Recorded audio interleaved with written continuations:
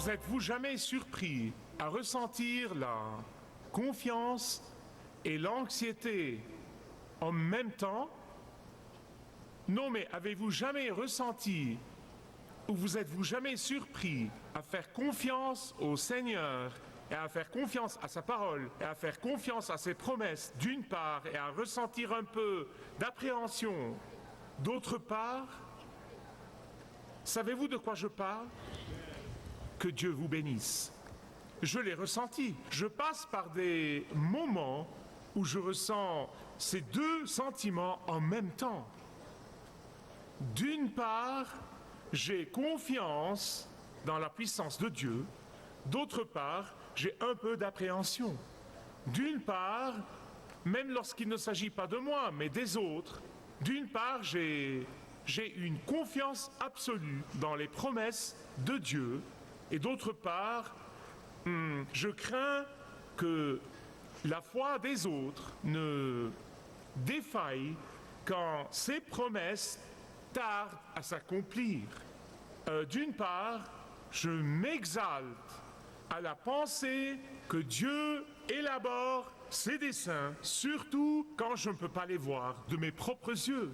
D'autre part, la réalité de ce qui se passe autour de moi peut m'alarmer quelque peu et m'inquiéter. Ça fait partie de la chair qui est en guerre contre l'esprit et de l'esprit qui est en guerre contre la chair, comme nous vivons notre vie chrétienne. Maintenant, si vous êtes dans la même galère que moi, prenez courage. Prenez courage, car le roi David, le grand roi David, est passé par là.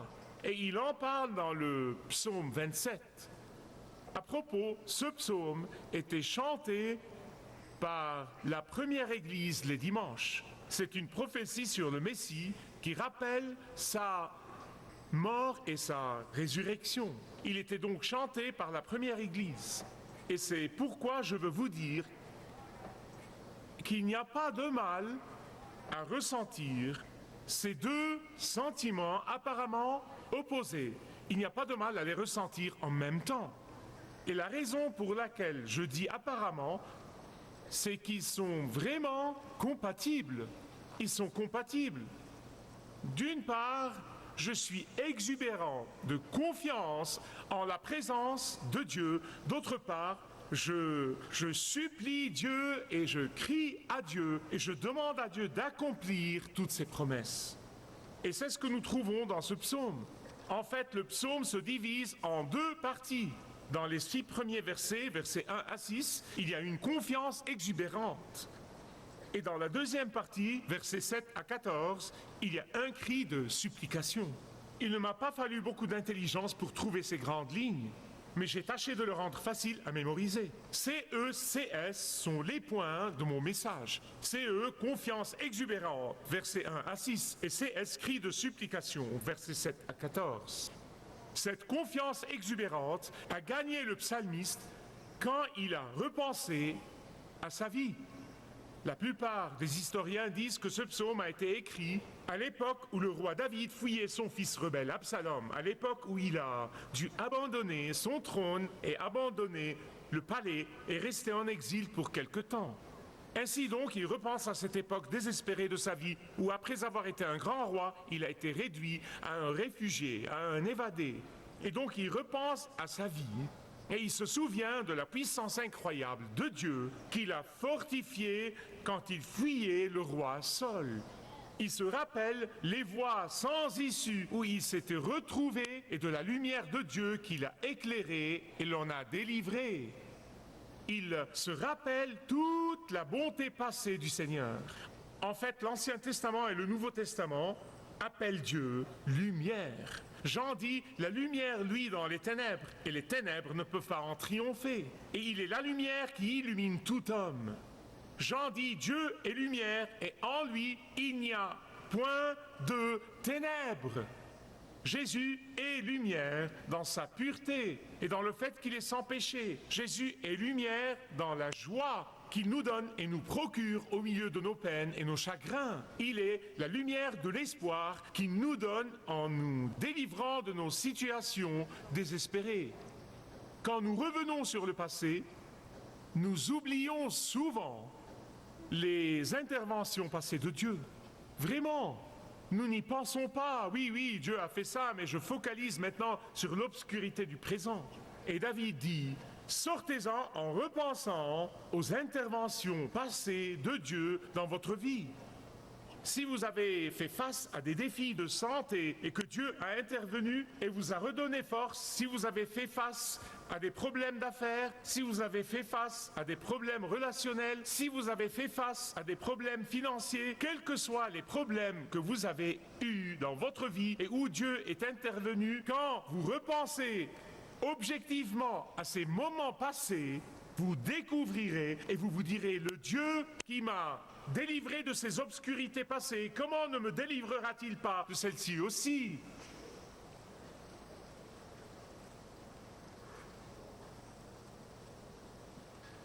Quand vous vous le rappelez, vous serez sûrement affermi et encouragé. Et c'est exactement ce que dit David ici. L'Éternel est ma lumière et mon salut. De qui aurais-je peur? Le mot salut ici peut aussi se traduire par délivrance. Il peut se traduire par forteresse et il peut se traduire par refuge. Et donc le psalmiste dit, aussi sombre que cela puisse paraître, Dieu agira en ma faveur dans l'avenir. Proverbe 18, 10. Le nom du Seigneur est une tour forte. Le juste y accourt et s'y trouve en sécurité. Le Dieu qui vous a donné le salut, qui vous a ouvert vos yeux spirituels pour reconnaître que vous avez besoin de lui, pour le salut, que vous êtes pécheur et que vous irez en enfer et que vous ne pourrez pas survivre sans lui, le Dieu qui a fait tout ça, le Dieu qui vous a racheté par le sang précieux de son Fils, le Dieu qui vous a pardonné tous vos péchés, est le même Dieu qui peut vous préserver en ce moment et jusqu'au bout. Le Dieu qui vous a délivré de la condamnation de Satan et du péché, le Dieu qui a annulé le salaire de vos péchés, le Dieu qui a annulé votre dette spirituelle, vous protégera maintenant des coups de la vie. Mais remarquez que David était en but aux attaques au moment où il écrivait. Il n'était pas à la Côte d'Azur à siroter un thé glacé. Il était en but aux attaques. C'est pourquoi il a écrit ces mots, versets 2 et 3. Il dit, laissez-moi vous donner ma traduction, d'accord? L'ennemi semble s'avancer. Les murs sont sur le point de s'effondrer. La pression semble vraiment insupportable. Le son de l'aiguisement des armes de mes ennemis m'assourdit. Le son des sabots des chevaux de l'ennemi se rapproche de plus en plus. Les armes de l'ennemi se préparent à tirer. Les menaces de l'ennemi sont assez sévères pour faire fondre le cœur de l'homme. Mais ne vous fiez pas aux apparences. C'est ce qu'il nous dit ici, car quand ils seront sur le point de vous attaquer et de vous détruire, ils s'effondreront. Même s'ils sont à 2 mètres de vous. Ils trébucheront et tomberont sur leurs armes. Il y a quelque chose d'autre dans ce psaume que je ne veux pas que vous manquiez. David désire désespérément être en présence de Dieu. En présence de Dieu. Ce n'était pas le temple physique parce qu'il n'avait pas encore été bâti. Mais c'était la tente du Seigneur, le tabernacle du Seigneur. Je reviendrai sur ce point. Son désir le plus profond était d'être en présence de Jéhovah. Je ne sais pas à quel point votre expérience individuelle est sombre en ce moment. Je ne sais pas quel genre d'ennemi assiège votre vie en ce moment. Je ne sais pas quelle division d'armée vous attaque en ce moment. Je ne sais pas quels murs sont sur le point de s'effondrer sur vous. Oh, mais je peux vous dire par l'autorité de la parole de Dieu que quand vous désirez être en présence du Seigneur, toutes vos craintes feront place au courage. Toute votre terreur fera place à la confiance. Tout votre effroi fera place à l'exubérance. Quand vous cherchez le Seigneur lui-même et non pas ce qu'il peut faire pour vous, il n'y a pas de mal à vouloir ce qu'il fait pour vous. Mais quand vous cherchez sa face et non pas sa main, quand vous cherchez le Seigneur pour qui il est, vous aurez une confiance exubérante, aussi sombre que semble votre situation en ce moment. Vous savez, du temps de l'Ancien Testament, on ressentait la présence de Dieu dans le temple, et avant le temple, c'était l'attente du Seigneur. C'était là où était Dieu. Maintenant, dans le Nouveau Testament, nous savons que Dieu est partout. Le Saint-Esprit demeure en nous. Nous pouvons être en présence de Dieu dans nos maisons, dans nos voitures, partout où que nous soyons. Mais nous avons vraiment tendance à amoindrir l'importance de la présence de Dieu quand le corps de Christ est réuni. C'est pourquoi l'Épître aux Hébreux dit « N'abandonnons pas notre assemblée, comme c'est la coutume de quelques-uns. » Pourquoi ? Parce qu'il y a une bénédiction spéciale, il y a une bénédiction unique, il y a une force spéciale dans la présence de Dieu quand le corps du Christ est réuni. Quand vous cherchez Dieu de tout votre cœur, vous aurez une confiance exubérante. David désirait ardemment de revenir à Jérusalem. Rappelez-vous qu'il est en exil en ce moment. Il ne peut pas aller à la tente et adorer et écouter les psaumes chantés et être là pendant le temps d'adoration. Et il désirait ardemment d'être à Jérusalem dans la tente pour adorer le Seigneur, là où Dieu était. Et il dit, ça ressemble à un homme désespérément assoiffé, qui a les lèvres desséchées et qui a très besoin de boire de l'eau. C'est à ce point-là qu'il désirait la présence de Dieu. Pourquoi ? Parce qu'il savait que dans la présence du Seigneur, il y a la protection, il y a la sécurité, la consolation et la tranquillité d'esprit. Comme il faisait face à ses ennemis, David ressentait une confiance exubérante dans le Seigneur et dans les promesses et dans la fidélité de Dieu. Mais deuxièmement, il a lancé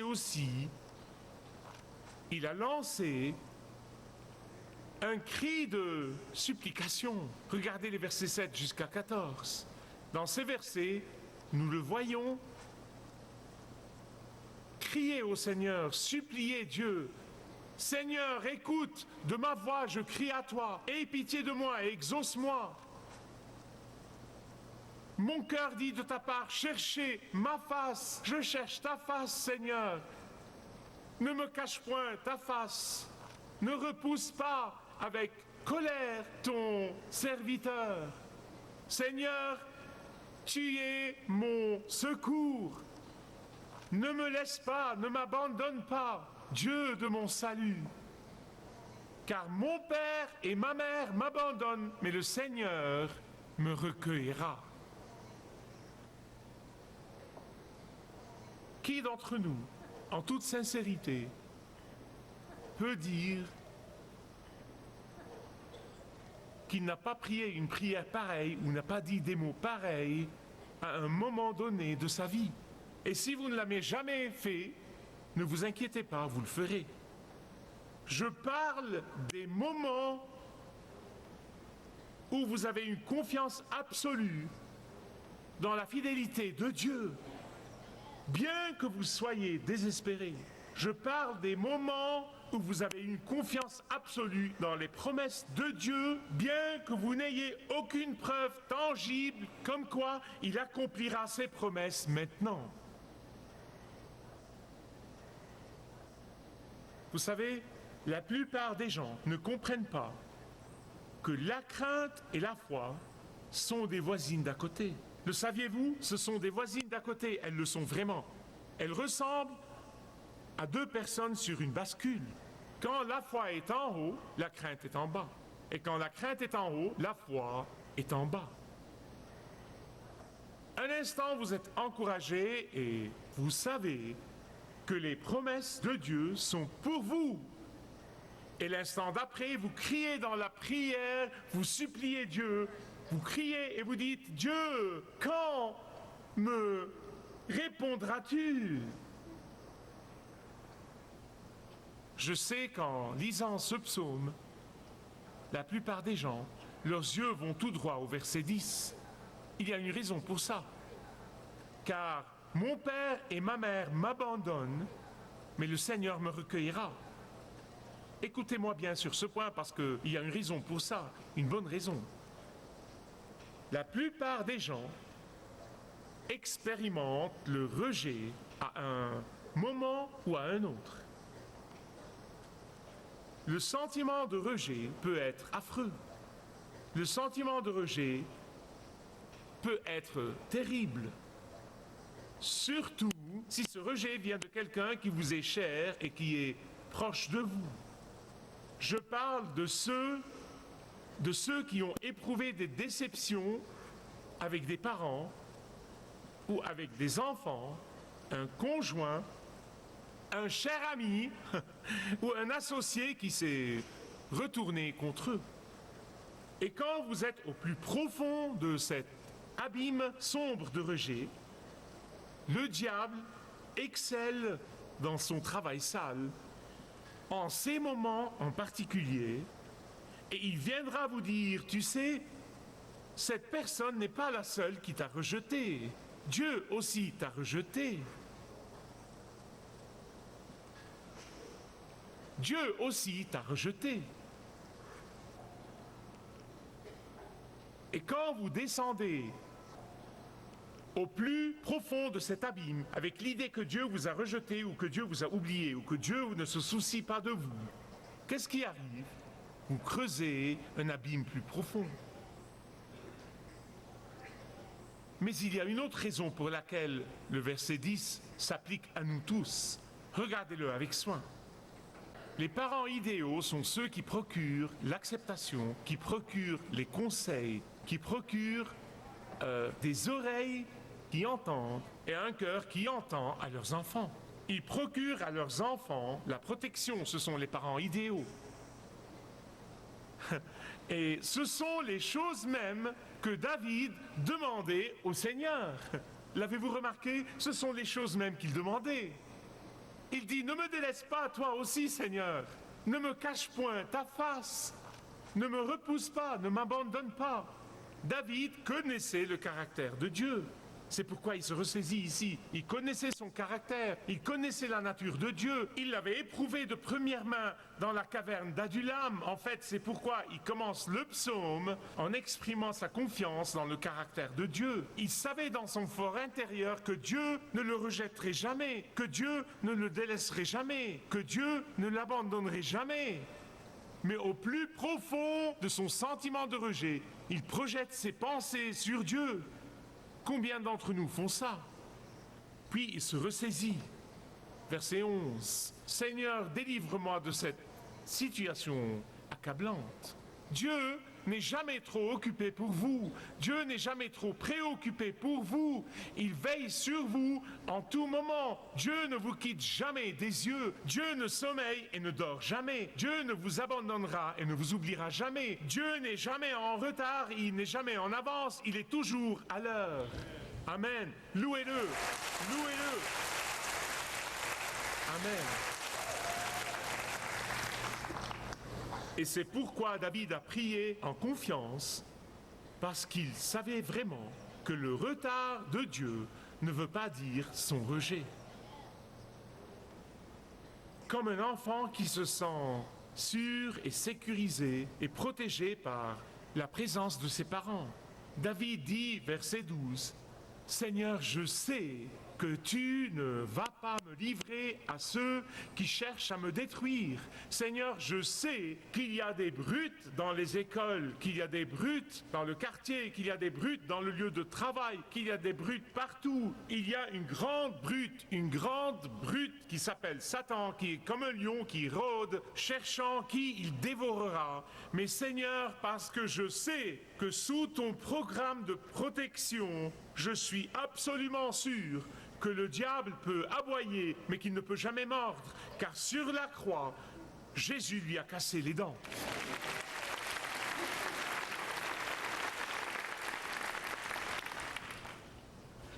David a-t-il reçu ce qu'il a demandé? A-t-il reçu l'acceptation? A-t-il reçu les conseils? S'est-il fait entendre? A-t-il été protégé? Sûrement, absolument. Et c'est pourquoi il finit là où il a commencé, avec une confiance exubérante. Regardez le verset 13, il dit « Je suis sûr de voir la bonté du Seigneur dans la terre des vivants ». Certains pensent qu'il parle du ciel, mais ce n'est pas ce qu'il dit ici. Dans la terre des vivants, il ne parle pas du ciel, il parle de là, d'ici-bas, d'ici-bas. Il parle d'ici-bas. Puis il conclut, en fait, nous savons de l'histoire qu'il a été rétabli au trône. Dieu a exaucé toutes ses prières, mais les retards de Dieu ne sont pas des rejets. Il conclut, « Oh, dit-il à propos, j'ai appris une chose de toute cette expérience de ma douleur et de mon expérience de rejet. Il y a une chose que j'ai apprise. Quel est le but de Dieu dans telle ou telle chose? N'allez pas trop vite et ne dites pas, bien, délivre-moi Dieu, mais dites, Dieu, que puis-je apprendre de ça? David dit, j'ai appris que le timing de Dieu est différent du mien. Il dit, j'ai appris que les desseins de Dieu sont plus importants que les miens. J'ai appris que le plan de Dieu est plus grand que le mien et que l'exaucement de Dieu va au-delà de mes attentes. Il dit, j'ai appris que les solutions de Dieu sont bien meilleures que les miennes. J'ai appris que les bénédictions de Dieu dépassent de loin tout ce que je peux concevoir et imaginer. Tout ce que vous devez faire, verset 14, le dernier verset, tout ce que vous devez faire, dit-il, faites-lui confiance et attendez. Faites-lui confiance et attendez. Je pense souvent que si un bienfaiteur généreux ou un grand roi vous promet quelque chose, n'est-ce pas que vous allez attendre avec beaucoup d'espoir et croire qu'il tiendra parole d'une façon ou d'une autre? Combien plus Dieu? Combien plus Dieu? Le Seigneur est ma lumière et mon salut. De qui aurais-je peur? Et la réponse est de personne. Disons-le de nouveau. La réponse est Amen. Si vous désirez connaître Dieu d'une manière personnelle, demandez le livret « Retrouvez la joie que vous avez toujours désirée » et vous pourrez découvrir l'amour de Dieu pour vous et apprendre comment expérimenter son pardon.